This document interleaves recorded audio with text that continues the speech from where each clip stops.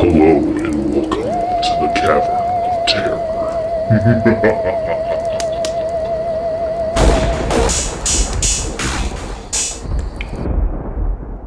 Final Destination 2 stars AJ Cook, Ali Larter, Michael Landez, Tony Todd, and is directed by David R. Ellis. Picking up 1 year after the events of the first Final Destination film, Kimberly Corman has a vision of a tragic highway crash. Surviving the crash because of her strange vision, Corman and a cop named Thomas Burke seek out Clear Rivers in order to try to cheat death once again. Not even 5 minutes into this movie and we already get a haw scene. Now I remember why I like this movie. That's gonna raise it up a rating. I'm just kidding. I have to say it now, Final Destination 2 probably has one of the best openings to any horror movie ever. Okay, I might have took that a little bit too far, but it still is pretty fucking awesome. I've met very few people that don't love this opening sequence. Some of the CGI elements are a little bit dated because this is an early 2000s film, but to me, I think it still 95% holds up. I still, to this day, remember watching this movie for the first time and getting an instant fear of log trucks, motorcycles, and water bottles. Okay, maybe not water bottles, but you get the point. One of the things that I really like about part 2 in the franchise is that it's actually better with characters than its predecessor. I found myself liking these characters much more, wherein the first one I only liked 1 or 2 of the characters. For me, I think the reason why I like these characters a little bit more is because we actually get to know them better. There were more character building scenes and that strengthens the character with the viewer. Is that the douche nozzle from I'll Always Know What You Did Last Summer? It is the douche nozzle from I'll Always Know What You Did Last Summer. Saying I love the characters and then going right into douche nozzles. Whatever, I'll roll with it. I'll admit it, I actually felt sorry for David Picow's Evan character in this movie, and it's not because he was in one of the worst horror sequels of all time. The dude's apartment literally tries to kill him. AJ Cook, who is probably most famous for being JJ on many seasons of Criminal Minds, is just serviceable for me as Kimberly, the lead in the movie.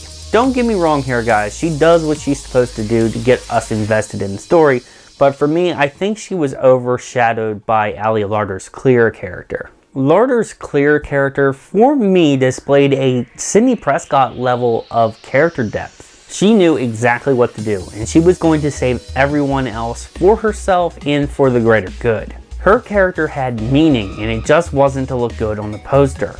All of this leads me to my one real mark against this film. I think that Clear should have been the lead character of Final Destination 2. It only makes sense to me. Like I said, AJ Cook does well enough, but as soon as we got an established character from the original Final Destination, I lost any stock that I had in Kimberly's character. Did anyone else love Special Unit 2? Never heard of Special Unit 2?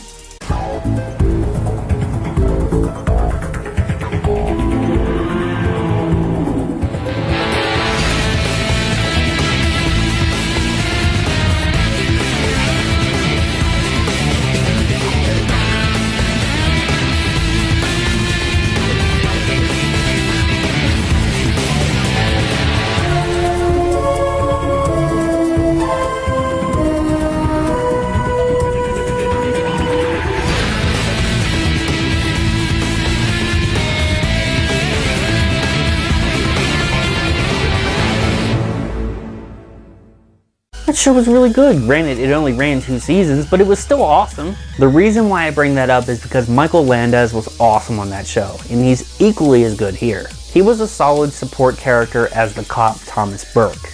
And, guys, this is the most important thing. He was one of those rare cop characters that believes the protagonist right from the beginning. Tony Todd is back once again, and he enters this movie like a straight gangster. It just proves my point that he's a badass in everything he does. Another thing that I really loved about the second installment is Shirley Walker's score.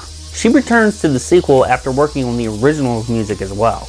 I felt that her fast-paced style really ratcheted up the tension high where it belongs. Since we did my favorite death in part 1, it's only fair to do it here and for the rest of the series. My favorite death in part 2 has to be Rory's death. Rory, played here by Jonathan Cherry, just finishes up a heartfelt conversation with Kimberly. And then his body is severed into several pieces by a flying barbed wire fence.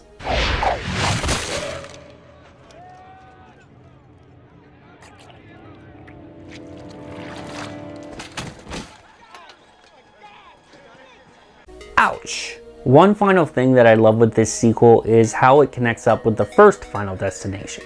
There's one very well done scene where a few of the surviving characters are discussing when they once cheated death before. They all just happen to be connected to major deaths in the first one. Coincidence? I don't think so. In the end, guys, I'm gonna have to give Final Destination 2 a Metal Claw. Damn, we're 2 for 2. Guys, this is a fantastic sequel. I love part 2 in this franchise. The acting is good and the deaths are incredible. Especially the opening sequence. If you watch this for nothing else, watch it for the opening act. It's amazing. And it has a badass high tension score that will leave you gripped to your chair the whole time. One of my very few flaws with this film is that AJ Cook's Kimberly character is a wee bit overshadowed by someone that probably should have been the lead of this movie from the start. Alright guys, that has been my review of Final Destination 2. What do you think of this sequel? Let me know down in the comments down below. If you like this review, do me a solid and give this video a big thumbs up.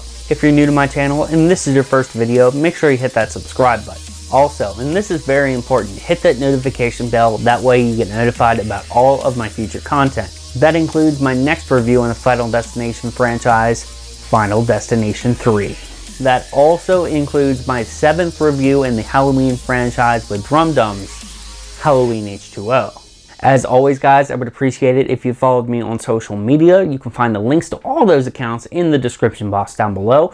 But most importantly guys, I'm Zach, this has been the Cavern of Terror. Stay metal, my friends.